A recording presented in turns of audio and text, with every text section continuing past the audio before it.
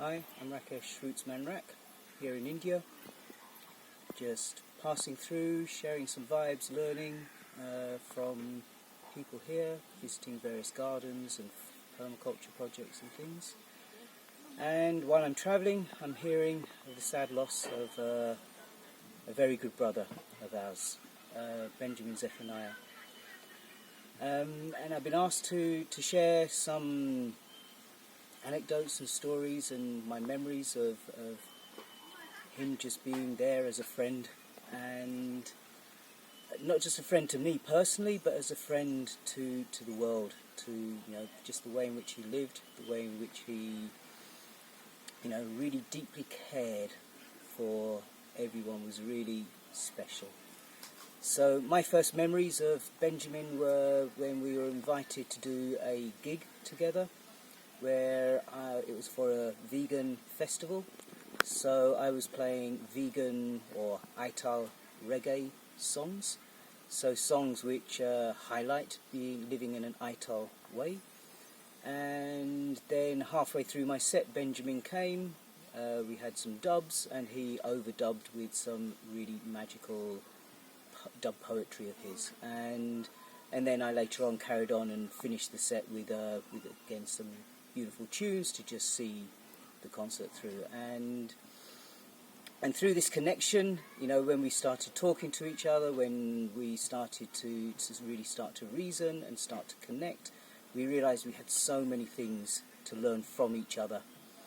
And we had a very similar mindset, a very similar heart, a very similar way of seeing the world, and yet we had very different experiences. And so, many common experiences, but also many things that we'd seen very differently in different parts of the world that we'd been in. So we then realised also that we lived really close to each other, so we'd started to meet at his house and just reason all night long, but literally all night long. So we'd get there maybe 9, 10 o'clock, and maybe 3, 4 o'clock we'd be thinking, I need to wake up to go to work soon, I need to be up at 7, and so maybe by 3 o'clock we'd be at the door of his living room, and then maybe by 4 o'clock we'd be in his hallway, by 5 o'clock we'd be at the door for his house, and then maybe at 6:30 finally saying goodbye. There was so much we had to talk about, so many things that we shared, ideas and concepts which were very, very similar, things that really drove both of us, which was this love for humanity, this absolute love for all things on this planet, love for animals, love for insects, love for plants, love for people, and this depth of love and caring that he showed the world was really exceptional. And so as I say, so we reasoned, we would talk all night long about different ideas that we had, and we just sparred off of each other, and there's so much that I learnt from him. Those times cannot be taken away. Those times were special. He formed many opinions, many ideas that I had arising. He helped to cement and really put so much more colour to. And so for that, I can never forget the importance of those conversations. And I will always be in absolute love of who he is and how he did things. I remember on one occasion, I was at the door. It was probably something like 6 o'clock in the morning. It was like, well, I need to be up. I need to go have a shower and go to work now, so I really have to leave. He said, I've just written a poem. Can I? Yeah, okay, yeah, go for it. And on his doorstep, he unleashed a poem that was so powerful. It was so powerful that the first time in my life I was speechless. It was like it was a culmination of all the conversations that we'd had over years and years of reasoning. This poem just brought together everything in one beautiful poem called The Wrong Radio Station. I've been listening to the wrong radio station. You know, influenced by the wrong kind of concepts, the wrong ideas, and I made the wrong conclusions about the world because I'd been listening to the wrong radio station.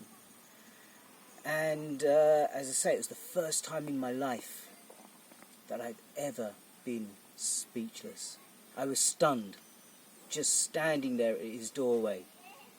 Wow, what do I do from here? How do I... So the man had so much power in himself because of who he was, where he came from, all the hardships that he had. And yet, through all that hardship came love. And so much unlimited love. And this is what he shared to the world. This was his real gift to our world.